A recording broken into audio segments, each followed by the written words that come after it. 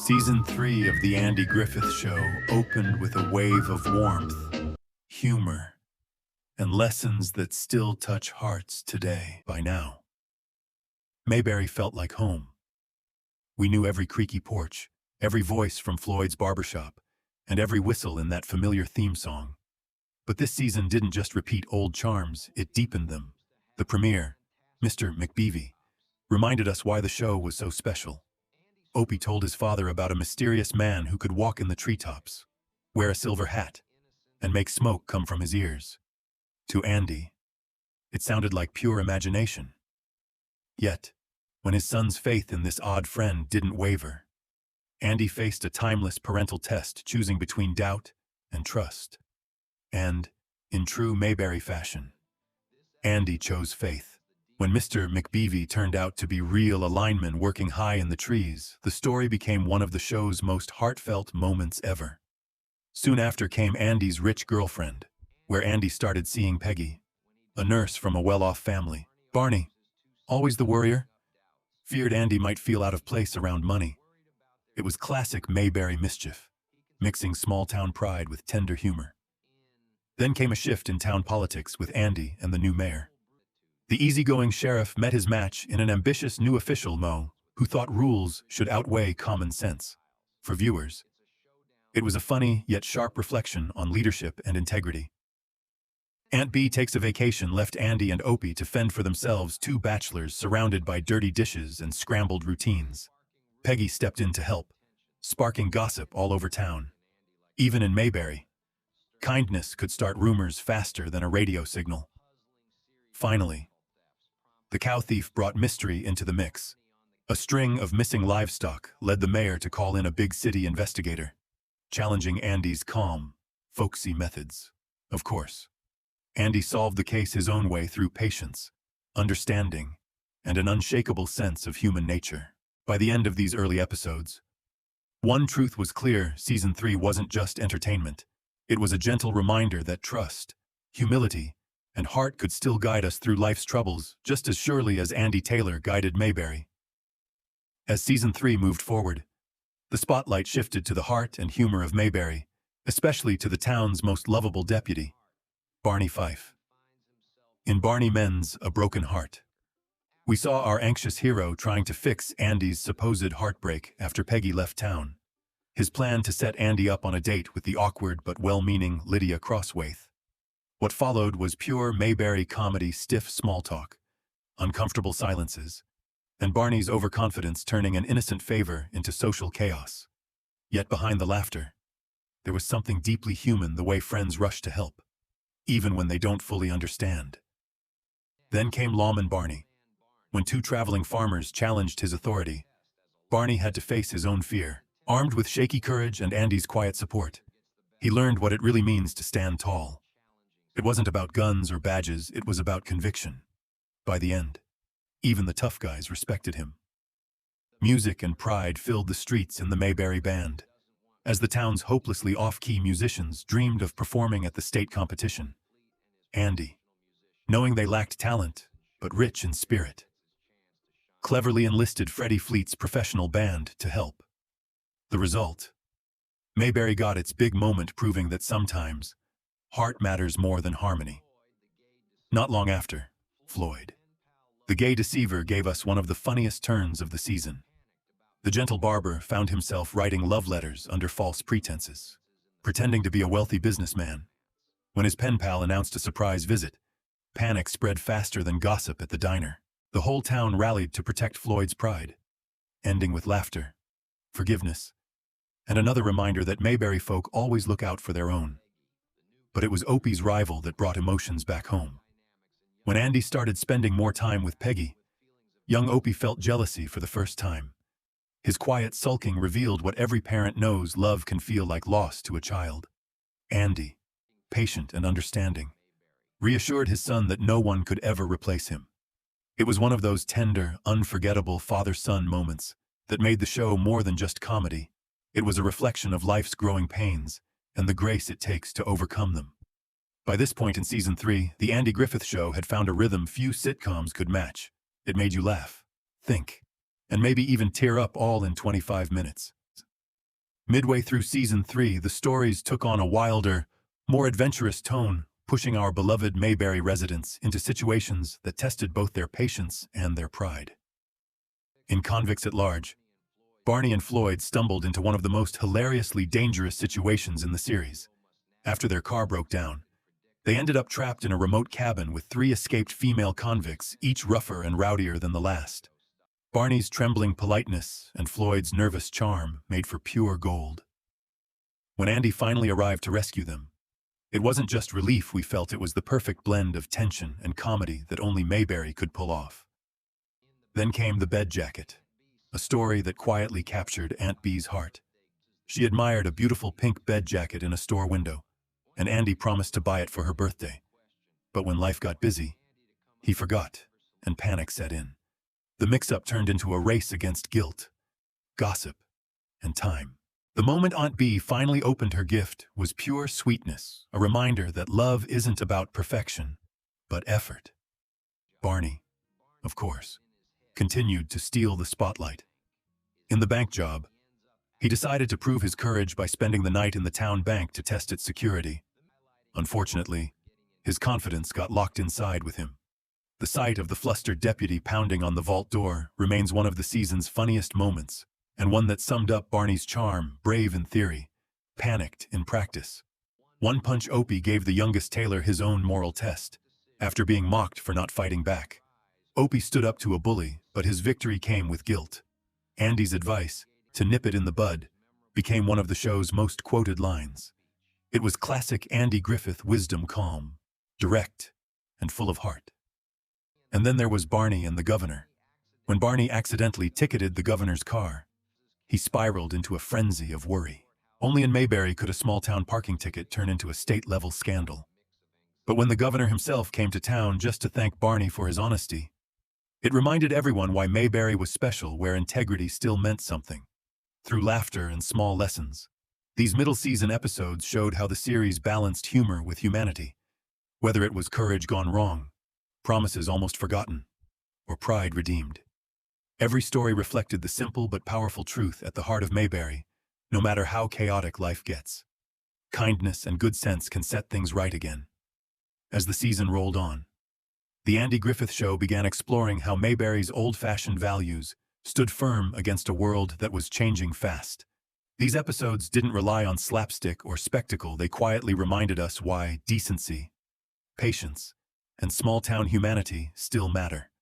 Man in a Hurry became one of the most beloved episodes of the entire series. It followed a big-city businessman whose car broke down in Mayberry on a quiet Sunday, a day when no one, absolutely no one, was in a rush. As he stomped around town demanding service, Andy, Barney, and even the tailor's slow-talking friend Gomer showed him that life doesn't have to move at full speed to have meaning. By the time his car was fixed, he no longer wanted to leave. It was more than a story about a delay. It was a soft sermon about slowing down and rediscovering peace. Then came High Noon in Mayberry, a rare moment of suspense. Andy received word that an ex-convict he once arrested was returning to town to settle old scores. As fear spread, Barney took it upon himself to organize a posse, drafting Otis and Gomer as his deputies. What followed was both hilarious and heartfelt, a comedy of panic that turned into a lesson in courage and mercy. In The Loaded Goat, trouble arrived in the shape of a curious farm animal. When a goat named Jimmy chewed through sticks of dynamite and wandered around town, chaos and laughter exploded. It was a perfect example of Mayberry humor at its best, simple, absurd, and full of love for the people caught in the middle of it. Then Class Reunion brought nostalgia and emotion back to center stage. Andy reconnected with his high school sweetheart, Margaret, and for a moment, he wondered if life had passed him by. The glow of memory met the weight of reality, and Andy realized that the dream of the past was never as perfect as the life he already had. It was tender, mature storytelling, a quiet reflection on how growing up doesn't always mean moving away. Finally, Rafe Hollister Sings delivered one of the most uplifting endings of the season. When a scruffy farmer surprised everyone with his beautiful singing voice, the townspeople learned that talent and worth don't depend on appearances. Andy championed Rafe's chance to perform, even when others doubted him. When his voice filled the stage, it wasn't just music. It was Mayberry's heart singing out loud. By this point, Season 3 had evolved into something rare, a show that could make you laugh with a goat one moment and think about life's meaning the next. Mayberry wasn't just a small town anymore, it was a mirror of America's better self. As Season 3 approached its final stretch, the Andy Griffith Show doubled down on what made it timeless moral lessons wrapped in humor and misunderstandings that led not to conflict, but to clarity and compassion. The first memorable detour came through an unexpected trivia moment. In one episode, Andy and Barney discussed the film G-Men, supposedly starring Glenn Ford. Fans later realized Ford never appeared in that movie at all. It was a real-life mix-up that became a fun bit of Mayberry lore. Moments like that gave the show its lived-in authenticity. It felt like conversations you might actually overhear on a front porch. Then came Opie and the Spoiled Kid, a story that hit every parent's heart. When Opie met a classmate who received a generous allowance without doing chores, he began questioning why he only got 25 cents a week. But Andy knew better. Instead of giving in, he patiently taught his son that money has meaning only when it's earned. The lesson wasn't loud or forced, it was honest, loving, and beautifully human. The great filling station robbery brought out the best and worst in Mayberry's crime-solving crew. When Andy and Barney suspected a young gas station attendant of theft, they set up a clever trap using a camera only for Barney to accidentally photograph himself as the culprit. The blunder turned into laughter, and then reflection, when Andy reminded him that trust must always come before judgment. In Andy Discovers America, another misunderstanding took center stage. Opie's frustration with history class led him to tell his teacher, Miss Crump, that his father said history didn't matter, something Andy never actually said. The tension between teacher and sheriff revealed the importance of communication and humility. In the end, both adults apologized, and Opie learned that truth can be complicated, but respect always brings it back into balance. Then Aunt Bee's medicine man delivered comedy with a message. A traveling salesman, Colonel Harvey, arrived in town selling a miracle tonic that promised youth and energy. Aunt Bee, charmed and trusting, bought into the act literally. When Andy discovered it was just alcohol, he faced the delicate task of protecting her pride without embarrassing her. His gentle handling of the situation once again proved that wisdom and kindness can walk hand in hand. And finally, The Darlings Are Coming reintroduced Mayberry's favorite mountain family. The Darling clan rolled back into town, filling it with music, mischief, and family chaos. Dudley Darling returned to rekindle his romance with Charlene. But as always, nothing went as planned. Between love songs, misunderstandings, and fiddle tunes echoing through the courthouse, the episode captured the wild, musical heart of the mountains and of the show itself. By now, Mayberry had shown us nearly every side of human nature: pride, innocence, jealousy, forgiveness, and laughter. Yet somehow, each story circled back to the same truth, the simple decency that bound this little town together. As Season 3 came to a close, Mayberry delivered a final burst of laughter, music, and heart. In Andy's English valet, a polite British man named Malcolm Merriweather arrived in town and turned Andy's world upside down with his refined manners and perfect service. His presence was both hilarious and eye-opening, a reminder that kindness can cross cultures, even if customs don't. Then Barney's first car gave viewers one of the funniest misadventures of the entire series. Excited to finally own his own car, Barney fell victim to a sweet-talking elderly con woman who sold him a lemon held together by hope and wire. The look on his face when the car literally fell apart was unforgettable and pure Don Knotts genius. The rivals showed Opie growing up fast, navigating his first heartbreak when the girl he liked set her eyes on someone else. Andy's gentle advice reminded him and all of us that love sometimes means stepping back with grace. In A Wife for Andy, Barney took matchmaking to new extremes, rounding up every eligible woman in Mayberry to find Andy a bride. But in true sitcom irony, the sheriff's heart was already leaning toward Miss Crump, the schoolteacher who understood him best. Dogs. Dogs. Dogs turned chaos into charm, as a pack of stray pups stormed the courthouse just before an inspection. Andy's calm amid the barking madness was classic Mayberry warmth at its funniest. The season's mountain finale, Mountain Wedding, brought back the darlings and the wild Ernest T. Bass, who crashed the festivities in pursuit of Charlene. Barney, disguised as the bride, nearly stole the show until Ernest T.'s howl of heartbreak sent him running for the hills. Finally, the big house wrapped the season with perfect comic timing.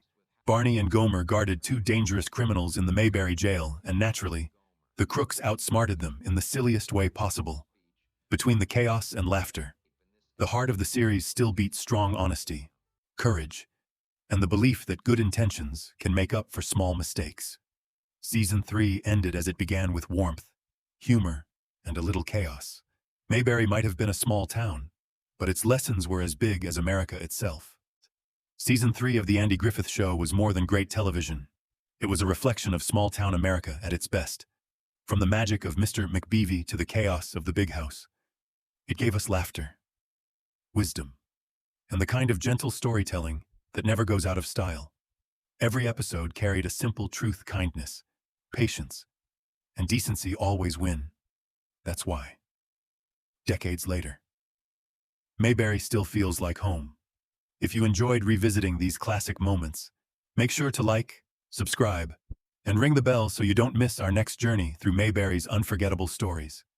Now tell us in the comments, what's your favorite episode from Season 3?